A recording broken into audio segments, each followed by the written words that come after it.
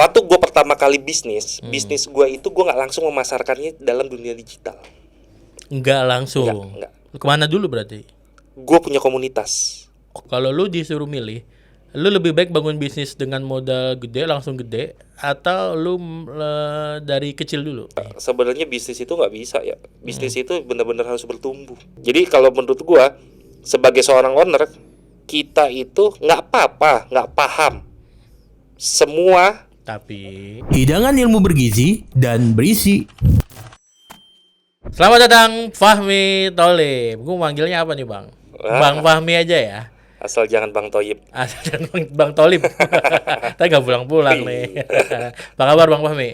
Alhamdulillah. Nah, buat teman-teman yang belum kenal, Bang Fahmi ini adalah salah satu pengusaha di bidang jasa food and beverage atau F&B yang sudah berdiri dari 1972. Jadi udah hampir 50 tahun ya Bang ya? 50 tahun lebih. 50 tahun lebih. Dan lu generasi keberapa nih? Kedua. Nah Bang, paling penting biasanya pertanyaan yang sering orang tanyain itu, kalau lu udah punya usaha selama itu pasti nanyanya adalah kunci sustainabilitas bisnis lu ini apa? Apalagi lu generasi kedua nih. Generasi kedua itu adalah generasi yang biasanya paling sulit loh nurusin kejayaan dari usaha orang tua kita. Ya, ini contohnya ada banyak. Sritek kemarin ya bermasalah kan? Itu generasi kedua tuh. Nah, lu juga sebagai generasi kedua nih, tapi bisa bertahan sampai 52 tahun. Lu udah berapa tahun ditinggali dinasti ini gitu kan? Dan apa kunci yang diturunkan ke lu atau lu punya kunci sendiri terkait sustainabilitas bisnis yang lu bawa di usaha lu? Kalau dari tahun 72-nya itu kan bisnis yang mencakup cuma urusan perkambingan. Oke, domba kambing ya? Domba kambing. Jadi dulu itu bokap itu awalnya itu tahun 72 itu dia beli dari Jawa, daerah Jawa, dijual di Mester, Gang Banteng tuh, Pasar Mester Jatinegara. Jatinegara. Dulu itu pasar kambing. Oke. Sekarang masih ada nggak pasarnya? Nggak ada. Pasarnya masih ada. Pasarnya masih ada, tapi domba kambingnya nggak ada. Jadi tahun 74 itu ditutup pasarnya. Dan kemudian dia jualannya di rumah. Seperti itu. Jadi awalnya itu dia jualan domba kambing di pasar, terusnya di rumah, dan terus ya sampai gua ambil alih untuk fokus di akikah. Jadi dulu cuma jualan domba hidup dan karkas. Orang potong di situ nggak dilayanin. Orang potong di situ dilayanin. Terus dibawa pulang. Nggak ada proses masak. Walaupun dari tahun 72 udah ada orang yang akikah. Udah ada gitu, tapi masih jarang banget karena belum sehidup sekarang ya. Gitu. Jadi, nah gue mulainnya itu di tahun 2015. 2015 gue putusin bahwa kayaknya sayang banget nih kalau misalkan nanti nggak dimasak atau apa, kita dapat income lebih lah. 2015 lu rubah konsepnya? Gue rubah konsepnya. Berarti itu setelah perpindahan dinasti dong berarti? Dibilang pindah ya enggak ya. Jadi masih sampai sekarang bokap itu masih terlibat. Tapi konseptornya akhirnya yang berubah seperti sekeren sekarang Juragan Akikah itu adalah lu sendiri berarti. Iya. Jadi gua kasih nama, dulu kan orang taunya cuma nama bokap aja. Terus akhirnya gua rubah, kayaknya nih harus pakai nama ya.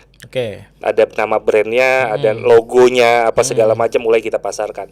Itu brand pertama akhirnya. Brand pertama. Keluarlah nama Juragan Akikah. Sebelumnya nggak Juragan Akikah. Sebelumnya itu namanya Zain Akikah. Zain Akikah. Zain Akikah. Nah, gua dari dulu kan sering ikut workshop ya. Pernah ikut, boleh sebut nama nih? Boleh, silahkan bebas. Ikut workshopnya Mas Jaya Setiabudi. Mas Jaya, Mas Jaya kan suka pakai baju Juragan Titik tuh. Oh iya. Bajunya. Iya. Nah, kata gue kayaknya keren ya, Juragan Titik itu. Nah, terinspirasi. Iya, terinspirasi. Akhirnya di 12 Oktober 2016 gue ganti nama itu. Jadi Juragan Akikah sampai saat ini. Sampai sekarang nih. Berarti dari 2015 lah ya, 2016 sampai sekarang 2025. 10 tahun lah. Ya, 2025 udah 10 tahun dengan konsep dan membawa bisnis sampai 10 tahun itu berat loh, Bang. Ya jalanin aja, bismillah. Nggak mungkin dong, jalanin aja dong. Pasang surutnya pasti. Gitu. Nah, kalau dari lu sendiri, apa kunci keberhasilan lu sehingga brand lu itu kemudian bisa sebesar sekarang? Kalau gua ya jangan berhenti belajar ya, karena gua mungkin 5 tahun awal pertama itu gue sediakan waktu untuk ikut workshop. Karena bagaimanapun juga gue itu nggak memiliki ilmu ya untuk berbisnis. Bisnis saja apa gue nggak tahu, ilmu ekonomi apa, ilmu marketing apa nggak tahu, semuanya gue tahu dari workshop. Karena gue juga bukan anak kuliahan ya. Di sekolahan juga kan nggak diajarin ilmu marketing. Gitu. Padahal ilmu marketing itu adalah ilmu kehidupan. Gitu. Di dalam kehidupan kita mau nongkrong, kita nyari pasangan, itu kan kita pakai ilmu marketing sebenarnya. Masa? Nyari pasangan, memarketingkan diri sendiri. Pakai marketing ya, kita ngelihat target audiensnya kita seperti apa ya kan, kita coba riset ya kan, segala macam. Sebenarnya kan seperti itu, cuman kita nggak paham bahwa itu adalah ilmu marketing. Gitu. Kita coba dulu untuk apa sih kemauan dari calon pasangan kita misalkan, atau teman-teman yang bakal kita nongkrong masuk. Nah, ketika kita udah paham segala macam, kita jadikan kita ngikut beradaptasi dengan mereka. Kita memberikan solusi untuk urusan-urusannya mereka gitu, yang mereka mau, yang mereka butuhkan, yang mereka inginkan. Ketika sudah kena, jadi konsumen loyal, kita mau seperti apa aja mereka udah pasti ngikut. Kan gitu kan pasangan kita. Betul sekali. Ilmu marketing, Pak, ilmu marketing kehidupan. Iya. Tapi waktu proses lu merintis Juragan Akika kan nggak langsung besar dong, berarti kan ada Pasti, proses. Ada proses sampai sekarang udah terkenal dan sebesar ini, banyak artisnya juga yang main di Juragan Akika. Kalau waktu lu belajar workshop itu, setahun lu bisa berapa kali belajar workshop? Dulu gue luangkan waktu 1 bulan sekali. Satu bulan sekali? 1 bulan sekali wajib. Pada saat itu biaya workshop berapa? Dari workshop yang 100.000 sampai yang jutaan. Jutaan, 1 digit, 2 digit? Ya 1 digit ya. 1 digit masih. Nggak seperti sekarang ya. Sekarang kan udah 2 digit. Gila. Gitu. Dulu paling mahal itu gue inget di 7 juta, 8 juta gitu. Berapa hari itu? 3 hari. 3 hari. Itu berarti semua kelas, umumnya apa? Kelas-kelas apa yang pertama kali harus dimiliki oleh seorang business owner supaya dia punya pemahaman dan kemampuan menjalankan sebuah bisnis? Marketing. Ilmu marketing. Pertama yang lu pelajarin marketing. Kenapa, Bang? Ya karena ini bagaimana caranya memasarkan produk kita. Tapi produknya udah jadi dong berarti? Produknya udah jadi. Oke. Produknya udah jadi, ini bagaimana caranya memasarkan, kita punya nih. Terusnya juga produk-produk ini kan biasanya itu kita memiliki beberapa kekurangan dari segi logo, dari segi apa ya. Gue mulai itu belajar tuh bagaimana sih biar nama kita, logo kita ini sampai ke konsumen. Seperti itu. Nah, itu berarti yang penyebabnya lu akhirnya merebranding Zen Akika menjadi Juragan Akika. Dan Juragan Akika kalau lu ngeliatin prosesnya, itu logonya berubah 3 kali. Kenapa, Bang? Ya karena kita melakukan itu, ini kurang cocok dengan pasar, ini terlalu kuno apa segala macam. Kita rubah. Signifikan nggak perubahannya? Signifikan. Dari begini ke begini. Signifikan. Dari lurus ke italik gitu. Tapi karakternya dia itu tidak kita tinggalkan 100%. Oke. Tetap masih ada. Bawaan aslinya itu tetap kita masih ada. Tapi bawaan yang pertama hilang. Oke. Bawaan yang pertama hilang. Waktu pertama itu enggak banget deh logonya. Kita nggak ngerti. Masa belajar lu lah ya itu ya. Terusnya kita mulai rubah, terusnya ada perubahan lagi yang lebih bagus lah dari sekarang, dan kita nggak tahu mungkin kedepannya juga masih ada beberapa perubahan. Oke, Bang, kalau gue lihat kan media sosial lu aktif banget ya. Iya. Nah, kalau tadi kan lu belajar marketing dulu. Kalau sekarang Juragan Akika memasarkan produknya dengan cara marketing apa, Bang? Digital marketing. Iya. Berarti full online. 99%. 9%? 9%, gue nggak berani nyebut 100% ya. Oh iya, betul. 1%-nya itu apa? Retention? Iya, seperti itulah. Retention dari sebelum-sebelumnya orang yang udah beli gitu ya. Tapi berarti kalau di bisnis lo tuh orang customer itu berarti hit and run dong ya? Kayak new customer. Sebenarnya enggak, tapi gue nganggapnya new customer. Oke. Karena untuk sekarang ini agak sulit untuk menghitung itu ya. Bukan sulit ya. Kata gue ngabisin waktu lah, ngapain. Lu nggak mau ngitung, malas lah ya. Anggap aja new customer, walaupun kita tahu, oh ini karena kita kan punya catatan ya. Oh ini RO, ini RO, ini dari ini, tetap kita buat catatan gitu. Tetapi dari segi marketingnya, gue nganggap semuanya new customer. Oke. Gitu. Mendatangkan new customer itu kan tantangannya beda loh, Bang. Dibanding kita retention atau customer relationship manajemennya gitu ya. Lu ada tips sendiri nggak? Hari ini perjalanan lu ngiklan pakai apa nih kira-kira? Ya biasalah Google Ads, Meta Ads gitu ya. Dari dulu mungkin lu 2015 baru-baru ngiklan sampai sekarang 2025 ngiklan. Perbedaan apa yang paling besar lu lihat dari sisi digital marketing ini? Dulu susah iklan. susah. Sekarang gampang banget. Susah tuh gimana maksudnya? Ya lu sekarang untuk masuk ke metanya itu kan ribet banget ya. Oke. Gitu, sekarang mudah. Proses daftarnya. Ditambah lagi ada media-media nih kayak Rendang nih. Podcast kan bikin tuh. Ya kan itu gua ngerasa ketika gua baca gila gampang banget ya. Itu tim gua suruh nonton tuh semua tuh. Iya. Gua bilang ini mudah banget. Lu kalau nggak bisa lu nggak bisa nyerap dan lu nggak bisa praktekin. Ya TOLOL dah. Tolol. Iya. Karena gampang banget ini. Gampang apalagi dengan sekarang di YouTube terusnya ada AI apa segala macam gampang banget. Menurutku gampang banget. Jadi gampang yang lu maksud itu adalah proses ngiklannya secara teknis. Iya. Sekarang tuh udah dipermudah. Mudah banget. Nggak kayak dulu. Iya. Kalau dulu kan manual banget nih. Lu nyeting manual banget gitu ya maksudnya ya. Kalau sekarang tuh otomatis. Salah setting di band. Ya, apa namanya di suspend, ada badai suspend, bikin BM berapa kali. Betul. Kalau sekarang tuh relatif lebih aman. Dan nggak banyak yang kasus-kasus kemarin. Karena Meta itu sekarang punya pesaing itu ada beberapa pesaingnya, jadi dia memudahkan. Kalau gue bilang sekarang memudahkan, ditambah lagi dengan AI-nya dia ya, kayaknya memudahkan banget sekarang sih. Tim marketing berapa orang Bang hari ini? Tim marketing apa nih? Gue membedakan antara marketing dengan sales. Nah, gini aja deh. Kira-kira small business-nya tim lu itu ketika lu membangun bisnis atau yang relate deh ketika lu membangun bisnis harusnya kita punya tim tuh apa aja di dalam sebuah manajemen bisnis. Ya pertanyaan sekarang gini, lu ada produksi nggak di situ? Misalkan ada. Kalau misalnya ada, ya gue pasti tetap yang pertama itu adalah tim marketing dan sales. Marketing, sales. Ini sales. Beda ya. Gue membedakan itu. Biar mudah. Marketing itu apa? Marketing itu untuk konten kreator, untuk advertiser dan segala macam itu gue masukin tim marketing. Mendatangkan traffic. Yang nangkepin sales. Yang nangkepin traffic itu sales. Nah, tugas sales berarti merubah traffic itu menjadi closing. Nah, itu berarti harus punya tim marketing, harus dan punya tim sales. Apalagi berarti? Keuangan pasti. Keuangan. Dan orang produksi. Iya. 4 divisi inilah yang paling penting ya. Iya, kalau dia ada produksi, dia wajib itu ada. Walaupun kita kasih catatan di sini, walaupun lu belum sanggup dan itu masih dikerjakan lu sendiri, tapi tetap lu ada di divisi yang berbeda. Lu harus pakai topeng yang berbeda. Walaupun kita masih single factor, berarti kita harus menguasai semua ilmu itu dong. Lu punya beberapa topeng.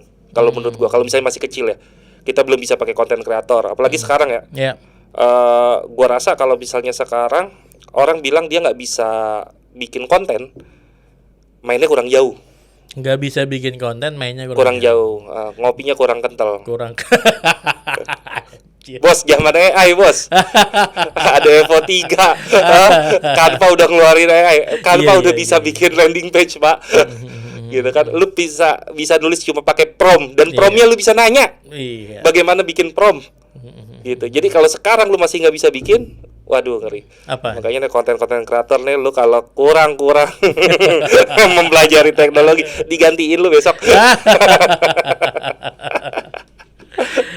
Iya. Berarti 4 poin tadi small business, walaupun tadi lu single factor, berarti 4 poin itu adalah harus lu punya atau tim yang pertama kali akan lu bentuk. Nah, kalau misalnya lu awalnya single factor. Iya, betul. Misalkan single factor nih awalnya. Terus lu udah ada peningkatan. Tim apa dulu yang pertama kali lu akan hire? Tergantung kebutuhan. Kalau lu jagonya di marketing ya lu jangan di tempat yang lainnya lu pakai orang. Lu di marketingnya aja dulu. Kalau pilihan lu apa biasanya? Kalau saran dari lu? Marketing kalau gua. Marketing nomor 1. Marketing kalau lu nggak bisa marketing. Pertanyaannya, lu nggak bisa keuangan ya lu cari orang keuangan. Kalau kan gini, dari 4 yang tadi ya, marketing, sales segala macam. Lu yang marketingin, lu yang bikin konten, lu yang iklan, lu yang jawabin CS, nggak masalah. Kalau buat orang-orang yang awal, karena belum punya uang mungkin untuk bangun tim. Betul. Gitu. Tetapi nanti tinggal dilihat ketika lu udah punya uangnya, mana yang lu paling nggak punya ilmu di situ. Yang paling memberatkan lu. Misalnya keuangan, ya lu cari orang keuangan. Gitu. Nggak bisa marketing, balik cari orang marketing. Lu jagonya di sales, ya udah lu sales aja dulu gitu. Iya. Nanti lambat laun ketika udah bisa semua, tidak boleh ada satupun yang lu masuk situ. Owner harus keluar, Pak. Nggak boleh masuk ke dalam manajemen. Menarik. Ownernya harus keluar, Pak. Karena satu, owner itu dia mengkontrol semua, tidak bisa di dalam. Dia nggak akan kelihatan. Kalau dulu ada bahasanya helikopter view. Iya. Kalau lu ada di dalam, lu nggak kelihatan apa-apa. Lu harus keluar. Kayak gue nih, gue berusaha untuk keluar dari Juragan Akika. Gue cuma ngeliatin dari luar. Ketika ada permasalahan, karena yang di dalam itu rata-rata dia nggak bisa ngelihat apa yang ada di luarnya dia. Nah, gue sekarang ngelihat dari luar. Oh, Juragan Akika itu punya kekurangan begini.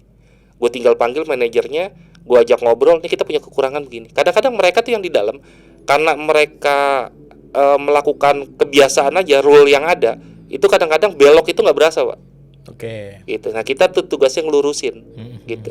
Jadi kalau menurut gue, sebagai seorang owner, kita itu nggak apa-apa, nggak paham semua, tapi kita bisa kontrol semua. Lalu gimana cara ngontrolnya kalau lu nggak paham? Kita nggak paham semua. Bukannya berarti lu nggak paham, tapi gua itu cuma perlu paham rule-nya. Flow-nya seperti apa sih? Gitu. Gua nggak bisa masak, Pak. Gitu. Gua nggak bisa masak, tapi gua paham kontrol masakannya enak atau enggak, cara produksinya segala macam. Gua tahu flow-nya. Gua tahu rule-nya mereka. Jadi ketika ada permasalahan di sana, gua tahu permasalahannya ini diambil dari mana. Masalahnya ini dari mana sih? Gitu. Kalau gue disuruh masak ya gue nggak bisa, Pak. Kan nggak mesti lu F&B tapi lu jago masak ya. Betul. Gitu. Tapi gue paham itu rule-nya. Nah, menarik. Berarti kan pertama lu marketing. Setelah marketing, seberapa penting produk menurut seorang Fahmi Tholib? Apakah ya kalau marketingnya udah jago, lu punya produk apa aja laku deh. Atau di TikTok produk receh-receh yang 2.000, 3.000 harganya yang gak ada fungsinya. Kan kalau produk itu kan kalau kita belajar ya menyelesaikan masalah konsumen. Ya. Tapi kalau di TikTok kita lihat ada gantungan kunci yang ditempelin di spion yang harganya cuma 2.000, 3.000, nggak ada manfaatnya, laku-laku aja tuh. Iya, karena itu bisnis 1.0 tuh. Nyiapin produk dulu. Dan itu nggak salah. Gitu. Jadi kalau kita kita pecah bisnis itu kan solusi ya. Solusi dari permasalahan seseorang atau kelompok yang dibutuhkan atau diinginkan. Nah, ini kan ada kebutuhan, ada keinginan. Gitu. Jadi nggak selama orang yang ingin itu dia butuh. Ya. Lu punya mobil 2, padahal lu kan cuma butuhnya 1. Lu cuma pengen ingin. Gitu. Lu pengen punya Ferrari, lu pengen punya Lamborghini bisa gitu. Lu cuma pengen ingin doang sebenarnya, padahal lu nggak butuh. Pengen gitu. Lah ya. Nah, bisnis itu mengcover gitu, Pak. Jadi bukan cuma orang butuh, orang ingin pun kita bisa cover itu. Kita kasih solusi ini. Ya kan kadang-kadang kita tawarin aja produknya apa segala macam yang membuat bagaimana membangkitkan keinginannya dia. Biasanya kan misalnya lu masih kecil kan suka nonton nih kartun begini-gini kan ada tuh kayak gitu. Nih mobilnya nih sekarang ada di depan. Nih ininya ada nih, ininya ada gitu.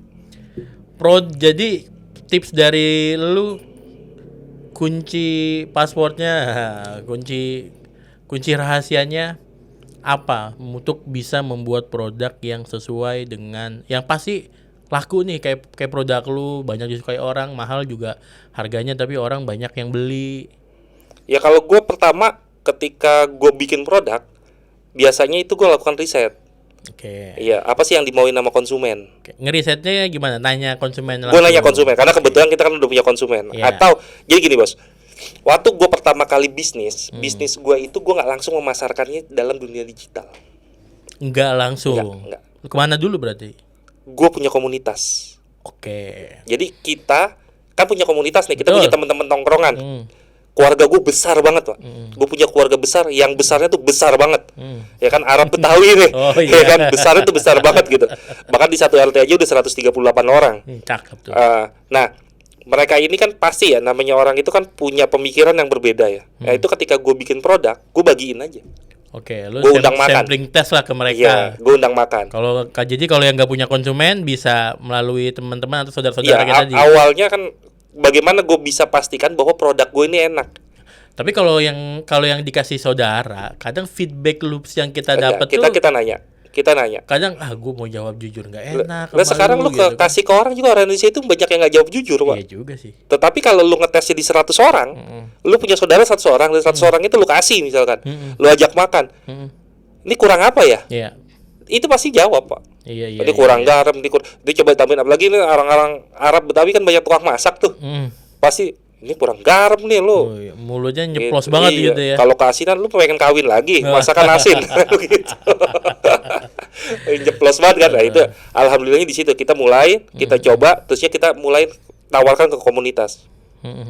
Gue dulu coba tawarin ke komunitas gue di pengajian yang waktu itu sahur. Sahur di masjid itu kan pada 10 hari terakhir gitu. Nah, setelah Idul Fitri, mereka tuh banyak yang pesen. Itu ada lahiran saudaranya, ada apa, ya udah mulai kita kasih mereka inian lah, bonus lah, afiliat, jadi afiliat kita. Iya. Jadi pada closingan lu kasih tip, lu kasih fee gitu ya. Oke. Berarti kita testing dulu produk kita ke circle yang lebih kecil. Iya. Baru kita secara PD produksi produk itu secara massal.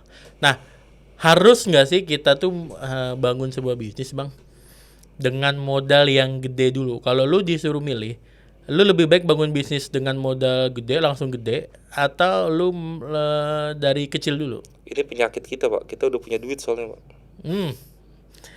Ya andai kata.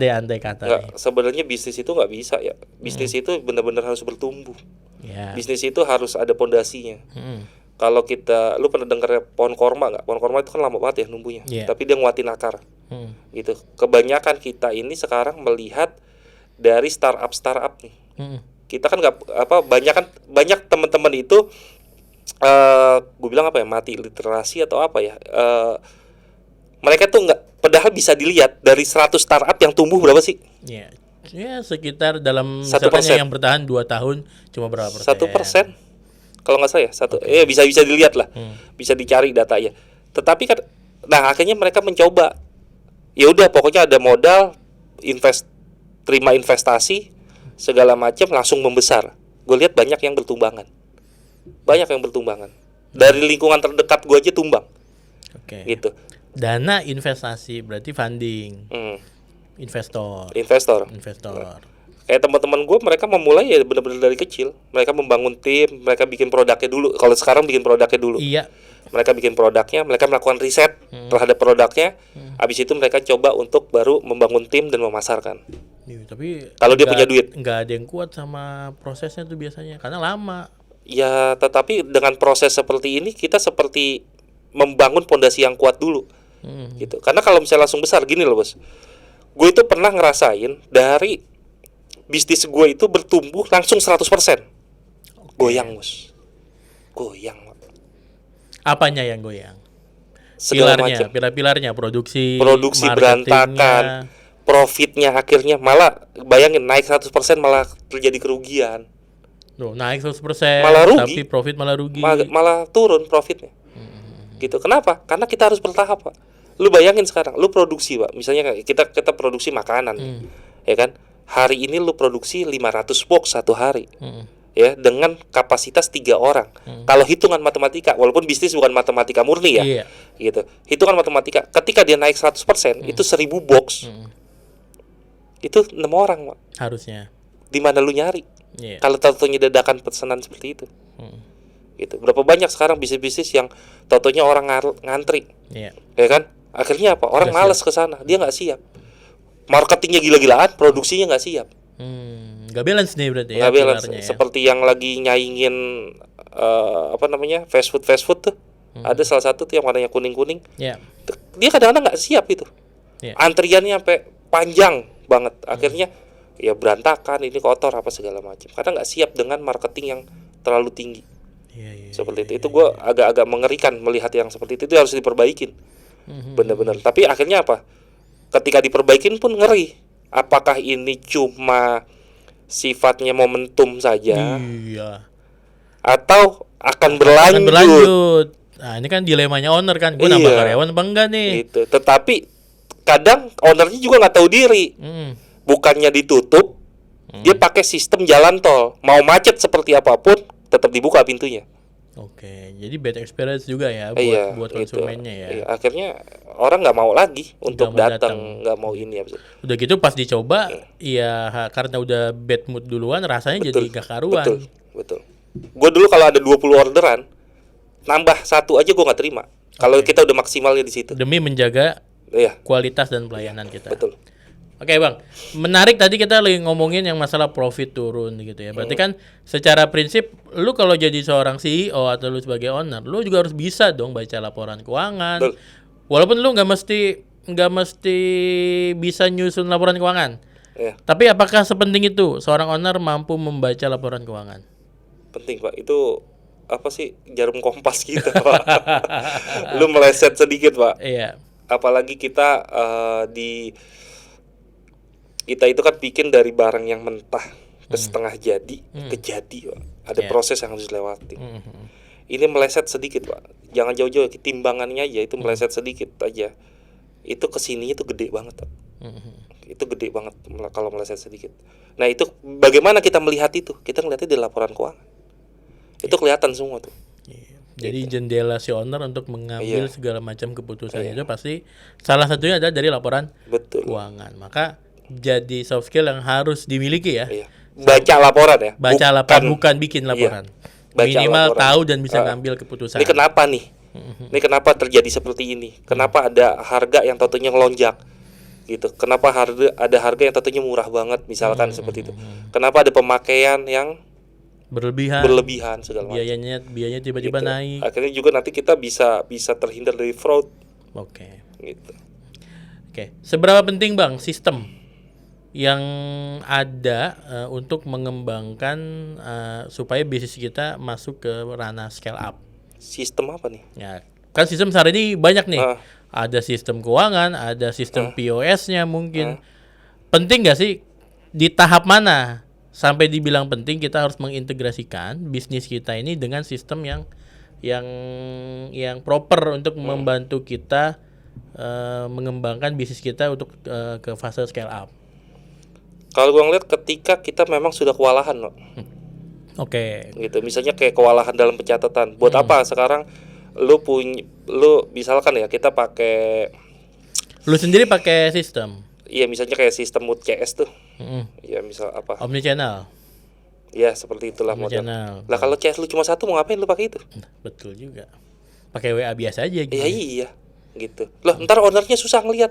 Ya itu kan bisa lihat di komputer atau apa. Buka bisa. 2 device. Iya, masih bisa ya kalau masih bisa. Kalau satu nomor buka gitu. 2 device. Makanya ketika sudah ngerasa kewalahan maka sistem itu masuk. Oke. Gitu. Kalau orderan lu masih 1, 2, 3, lu ngapain pakai Accurate atau apa keuangan? Lu catat aja sendiri, Pak. Gitu. Ya, ini banyak juga nih kesalahan nih. Owner gue pernah dengar gitu kan. Ada yang pakai model kayak apa ya? Ya itu yang buat CS itu omnichannel gitu. Lah, CS lu berapa? 1. Lu ngapain tuh? Ngapain pakai omnichannel gitu ya? Mubazir gitu. Cuma untuk nge-view aja dia balas apa ke CS. Iya, itu kan bisa buka konsumen ya. Device yang berbeda bisa sebenarnya gitu.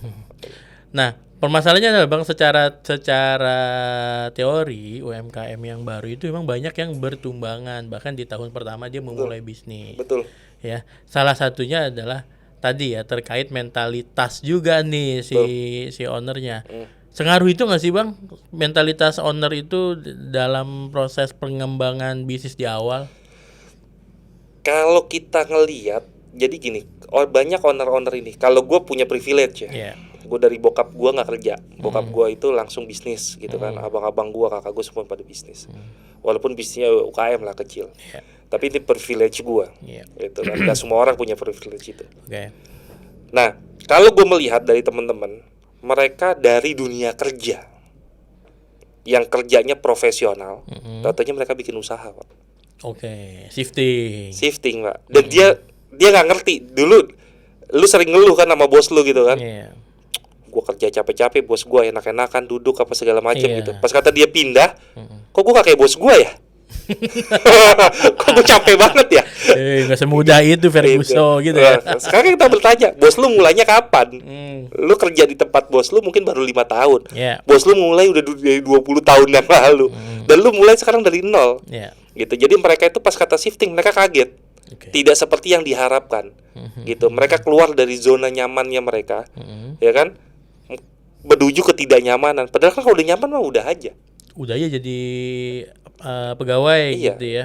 Makanya gue selalu nasihatin ke tim gue, ya kan, lu tunjukin dong, lu bisa ngembangin usaha gue, jangan gue aja. Karena ketika lu bisa ngembangin usaha gue, berapa banyak teman-teman gue yang tadinya itu cuma kerja pak di tempat bosnya, tetapi dia memiliki kepintaran dalam mengelola bisnis bosnya. Lu sekarang nih anggota DPR nih pak, Sahroni pak. Lu tahu kan kisahnya Bang Roni itu anak Priok bos.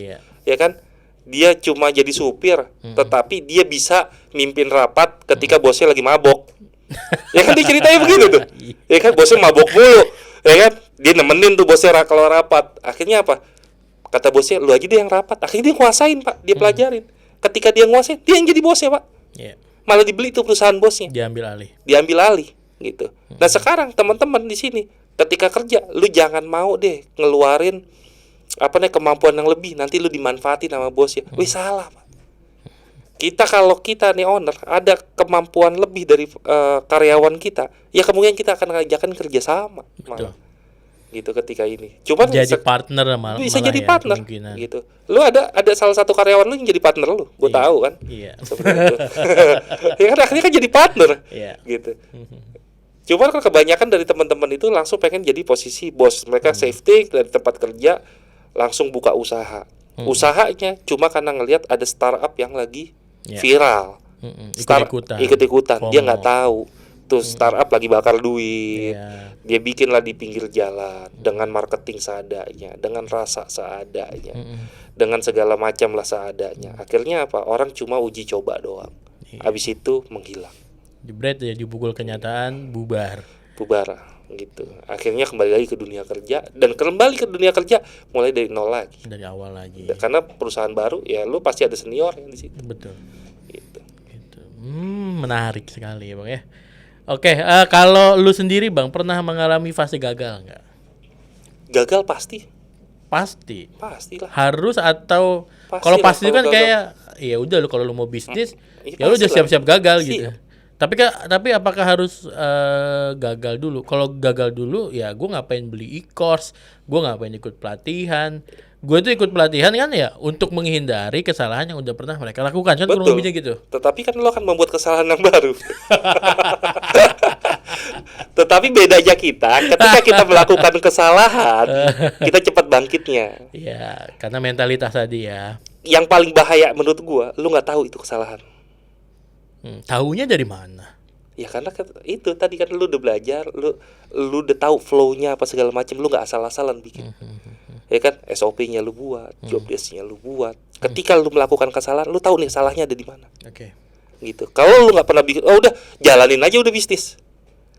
Ya kan? Kayak orang nih, lu gua kasih kunci mobil, lu jalan ke Bandung, lu nggak pernah baca peta, lu nggak pernah apa, gitu. Lu punya kompasnya itu laporan keuangan, kompasnya itu adalah flow dari si divisi itu, misalkan bisnis itu sendiri, flow-nya SOP, job desk segala macam.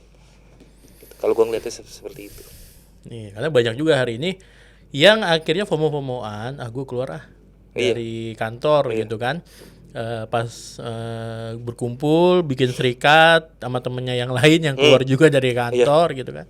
Bangun bisnis, bubar, berantem. Atau minimal kalau udah maju berhasil berantem, pecah kongsi. Berantem udah berantem. Tapi pernah nemuin kayak gitu Bang? Banyak. Kalau ngeliat gue sih Bang. Kan gue juga. Oh kita sama dong masalahnya ya. Nah, saran lu nih Bang buat teman-teman yang baru pengen mulai bisnis dan itu dia bareng sama teman-temannya, supaya hal-hal yang tadi nggak kejadian, saran lu apa? Yang pertama, basic lu apa sih? Kalau basic lu pekerja, basicnya pekerja, gue gini ya, lu tau lah, gue kalau misalnya ada anak-anak lulus SMA terusnya dia mau kuliah, gue bilang jangan kuliah deh, kerja dulu. Kenapa tuh? Lu cari kerja minimal ada berapa kerjaan yang emang lu cocok. Kayaknya di dunia gue nih kayaknya passion gue. Gitu kan. Lu habis kerja baru ketika lu udah kerja 1 tahun atau 2 tahun baru lu ambil kuliah. Karena lu udah tahu nih. Oh, ini ilmunya gue kurang. Yeah. Dia kuliah. Habis dia kuliah, dia kan punya ilmunya nih. Selesai dia kuliah atau dia kuliah sambil kerja ya kan lebih baik. Atau dia kuliah aja lah. Gitu. Dia kuliah aja terusnya dia keluar. Gua sarankan masuk lagi Pak ke dunia kerja. Kenapa? Sebelum dia memulai usaha, dia belajar di situ, Pak. Ilmu-ilmu yang di kuliahan belum tentu lu bisa praktekin di lapangan. Oke. Tetapi ketika lu udah ada medianya, yaitu pekerjaan yang lu bisa praktekin, Pak. Lu bisa praktekin. Nah, ketika lu bisa praktekin, pertanyaan pertama adalah bagaimana caranya di perusahaan yang baru lu kerja, lu ngembangin tuh perusahaan. Men-challenge diri. Iya. Nah, gue saranin perusahaannya kalau bisa jangan perusahaan yang bonafit. Karena gede. Iya, misalnya lu kerja di Toyota, di Honda, apa segala macam, ya kan lu kerja seumur hidup lu nggak bakal punya tuh perusahaan. Iya. Gitu. Tetapi lu cari usaha-usaha kecil lah. Ya kan, yang bisa lu bantu. Yang bisa lu bantu untuk kembangin. Lu kerja di situ walaupun gajinya kecil apa segala macam, tetapi lu dapat ilmu banyak dan lu bisa praktekkan ilmu lu. Nah, abis itu lu challenge tuh bos lu. Nih bos, ya sekarang lu 1 miliar nih, gue bisa bikin bisnis lu 2 miliar. Kalau udah dikasih benar berhasil 2 miliar, si bosnya yang nggak mau berpartner dengan dia, ya keluar lah bikin usaha yang sejenis. Lu udah punya ilmu di situ. Yeah. Gitu. Jadi lu nggak asal-asalan. Yeah. Nah, kalau misalkan kerja sama teman bareng nih Bang, apa aja biasanya yang perlu kita perhatikan? Kan biasanya kita bisnis nggak sendiri nih ya, ada partner nih 2 atau 3 orang. Apa aja biasanya yang harus kita perhatikan? Yang pertama harus disepakati satu, siapa yang jadi pemimpin. Gak boleh ada mereka 2 matahari kembar. Jangan kayak negeri Konoha noh, matahari kembarnya banyak bener. Gitu kan tuh? Konoha Pak Konoha. Oh iya. Gitu. Pertama, siapa yang jadi pemimpin? Dan pemimpin ini harus diikutin. Gitu. Setiap ada permasalahan yang di situ deadlock, maka pemimpin yang ngambil keputusan. Nggak bisa, misalnya lu berempat partneran, 4-4-nya ngambil keputusan, bubar Pak. Tetap lu. Dan ini bisa juga di rotasi nanti. Pemimpin ini bisa dirotasi, bisa gantian. Sekarang gitu. Lu yang mimpin. Gitu. Tapi disepakati dulu siapa pemimpinnya. Pertama itu. Terus yang kedua, lu berempat ini keahliannya apa aja? Ini harus nyari yang sama keahlian atau yang beda keahlian? Bubar kalau sama keahlian. Sama-sama orang produksi, nggak ada yang marketing. Iya, bubar. Harus punya keahlian.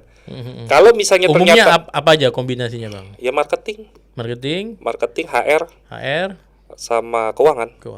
Marketing and sales ya. Gitu. Produksi ya di HR tadi ya. Iya, kalau produksi kayaknya gua nggak terlalu ini ya kalau untuk sekarang ini. Agak-agak nggak terlalu penting banget ya. Penting banget lah, masih bisa kita maklon segala macam. Gitu, bermitra ya. Jadi marketing, sales, terusnya HR sama karena bakalan kan tarik orang ya. Sama keuangan. Gitu. Nah, yang umumnya jadi leader itu siapa Bang biasanya? Yang jago marketing, jago keuangan, atau jago HR? Sekarang pertanyaannya kita gini, kita coba cek CEO perusahaan. Biasanya mereka ngambilnya dari mana sih? Coba kasih dari orang produksi nggak gitu. Ada nggak orang produksi dari tadinya dia manajer produksi terusnya dia jadi CEO? Yang gue lihat sih 2. 1 dari marketing, 2 dari keuangan. Ya udah leadernya di situ. Antara mereka berdua aja tuh ya. Jadi walaupun nanti produksi itu membawahi manusia begitu banyak, biasanya untuk sampai ke atas itu agak sulit. Biasanya yang sampai ke atas itu ditarik ya orang-orang marketing atau keuangan. Menarik. Ya kita kan pengen gede Pak, contoh yang gede-gede aja gitu. Bisa salah lah, belum tentu benar, tapi kebanyakan seperti itu. Nah, kalau ngomongin masalah tadi Bang, balik ke generasi Bang. Kalau lu hari ini disuruh meninggalkan suatu warisan ke generasi yang memimpin perusahaan lu berikutnya, apa yang satu hal yang akan lu kasih ke wejangan, atau apa ya istilahnya, satu hal yang akan lu tinggalkan, ilmu apa ini jadi pertanyaan gue juga soalnya. Gue masih belum kebayang ya ngeliatin generasi yang ke depan ini seperti apa, gue masih nggak kebayang gitu. Kemungkinan kalau misalnya meninggalkan ya, malah gue menyiapkan anak-anak gue owner aja, CEO kita ngambil aja dari luar. Oke, tapi kan kalau gitu. Tetapi awal-awal untuk awal gue mulai memperkenalkan literasi keuangan sih sebenarnya. Literasi keuangan. Gitu. Mereka mempelajari tentang ilmu-ilmu tentang keuangan. Itu kan ilmu-ilmu ekonomi apa segala macam. Gue coba memperkenalkan gitu. Gue belum masukin mereka ke ranah marketing. Karena gue pengen mereka tahu dulu mereka ini punya pengetahuan bagaimana sih cara dunia bekerja gitu loh. Gitu. Kalau bisa kita langsung ngajarin, lu ntar jualan ilmu marketingnya seperti ini, enggak ya, kayaknya kalau mau lebih dulu ilmu ekonominya dulu gitu loh. Kenapa sih sampai ada ilmu ekonomi gitu, scarcity gitu kan, kelangkaan dan segala macam gitu kan. Akhirnya mereka lakukan marketing karena ada kelangkaan itu. Gitu, ada kelangkaan, ada ketakutan, ada keinginan, wah segala macam lah itu. Kayaknya arahnya ke sana ya. Cuma kayaknya anak gue belum bisa diajak ngobrol kalau umur 15 ya, belum ya. Harusnya sih udah mulai dia tanya kemarin, Mbak, kripto kayak mana? Mbak, ini orang pada ini segala 15 macam. Tahun nanya kripto. Mbak, itu Timothy Ronald. Dibahas. Waduh, kata gue udah mulai dengerin Timothy nih. Udah mulai udah banyak bertanya yang gue udah nggak mau kasih jawaban. Biar gitu. Dia cari sendiri. Iya, gue bilang ya sekarang ada chat GPT, ada cloud, sekarang ada DeepSeek segala macam. Coba deh lu mulai bertanya ke orang-orang profesional itu, gue bilang. Iya. Coba. Kalau gua Bang ditanya dengan pertanyaan yang sama, gua teringat pesan dari almarhum bokap gua. Gitu. Satu-satunya pesan yang dia tinggalin ke gua itu dia cuma ngomong gini. Bapak nggak ninggalin kamu apa-apa. Bapak nggak ninggalin kamu harta, karena kalau bapak ninggalin kamu harta itu habis. Tapi kalau bapak ninggalin kamu ilmu, yang nggak punya harta pun bisa dapat harta. Kalaupun ada hartanya bisa dikelola dengan baik, asal punya ilmunya. Artinya mungkin ya pada prinsipnya harus punya keahlian apa gitu ya. Ilmu yang penting. Kalau punya keahlian yang paling utama untuk orang bisa hidup itu adalah marketing, karena marketing itu adalah kehidupan, Pak. Betul. Yang tadi kita bahas, lu ya sekarang ini di belakang layar ini kan kemarin pada sempat ngelamar kerja kemari, mereka sedang memarketingkan diri kan, lu lagi jual diri lu gitu, dan tanda kutip ya, jual diri lah, gitu. Kalau misalnya kita mau ke pasangan aja kan kita seperti itu kan. Iya, betul. Kita coba dulu riset behaviornya dia apa. Sukanya kita apa. Jadiin dia personanya dia apa. Gimana. Habis dia dia sukanya ini, dia butuhnya ini, dia ini. Coba kita lengkapin. Ya kan? Ketika udah lengkapin akhirnya kan dia suka tuh sama kita tuh. Iya. Oh kayaknya nih seirama nih. Padahal kan enggak seirama sama kita. Karena kita riset aja gitu kan. Nanti kalau udah selesai dia jadi loyal. Wah, baru kita tunjukkan apapun yang kita jual dari kepribadian kita pasti diterima. Pasti laku. Pasti diterima. Gitu. Kalau misalnya sama itu bicara marketing kehidupan ya dari pasangan gitu. Karena menurut gua ilmu pertama yang harus dipelajari adalah marketing. Karena kita ini makhluk sosial. Kita akan berhubungan dengan orang. Kita akan melakukan risetnya si Rian nih, orangnya seperti apa ya? Apa kalau misalnya dia komedi apa yang dia suka? Yang bikin dia ketawa gitu. Oh dia suka komedi ini. Kebiasaannya dia apa? Dia suka traveling nih. Dia suka camping apa segala macam. Kalau gue nggak bisa masuk ke dunia itu, gue nggak akan bisa berteman dengan lu. Iya betul. Gitu. Kita harus beradaptasi. Tetapi habis itu pasti dia punya permasalahan. Permasalahannya kita berikan solusi. Kita tahu dia bisa kasih solusi. Dia ngerasa kalau nggak ada gua nih di tongkrongan kayaknya ada yang kurang. Nah, di situ kan udah mulai itu timbul keloyalan. Nah, baru tuh gue jualin apa aja diterima udah pasti. Udah pasti terima. Karena sudah terbangun trust-nya ya. Betul. Nah, Bang, enggak kerasa udah 1 jam loh. Oh, masa? Iya, enggak kerasa kan? Iya.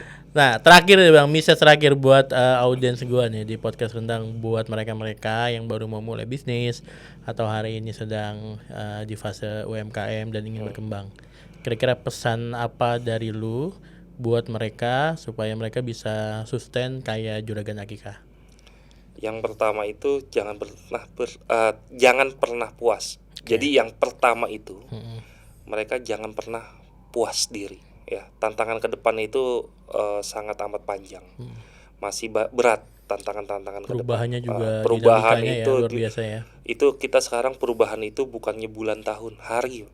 Ya kan, kalau kita melihat betul. Itu hari udah berubah. Udah beda Apalagi dengan polemik nih kayaknya sampai internasional ya. Ya kan, yang kemarin akun totonya perang gitu kan. Yang kemarin perang totonya sekarang salaman apa segala macam itu benar-benar merubah ekonomi. Berarti kita kan harus mempelajari itu. Jadi jangan pernah merasa puas dengan apa pencapaian yang kamu capai hari ini. Gitu. Terus yang kedua adalah semua ilmu itu yang paling utama adalah memperbaiki diri. Gitu. Memperbaiki dirinya. Satu lagi itu emang kita ya belajar, jangan pernah berhenti belajar. Sekarang ilmu itu, gue tadi ngomong sama lo, gue ini udah kebanyakan informasi di akhir-akhir ini. Informasi terlalu mudah untuk gue dapetin dan terlalu mudah juga untuk gue serap gitu. Akhirnya kebanyakan ini gue sekarang bisa nonton YouTube yang 5 jam cuma dalam waktu berapa menit gitu kan. Di summarize apa itu segala macam. Itu kan sesuatu informasi akhirnya menyerap begitu banyak segala macam. Nah, sekarang ketika informasi ini banyak, Anda masih kekurangan informasi. Kayaknya harus ada yang diperbaiki di dalam hidup lu. Ada masalah nih. Jangan lu cuma scroll TikTok gak jelas, lu scroll Instagram gak jelas, komen gak jelas. Ada masalah di hidup lu nih. Ada sesuatu yang harus lu perbaikin di hidup lu. Gitu. Sangat sayang ya kalau gue bilang di dunia informasi yang sekarang lu gak bisa memanfaatin. Gitu. Luar biasa, Fahmi Tholib. Terima kasih banyak atas ilmunya hari ini. Sekian dulu dari kita berdua. Assalamualaikum warahmatullahi wabarakatuh.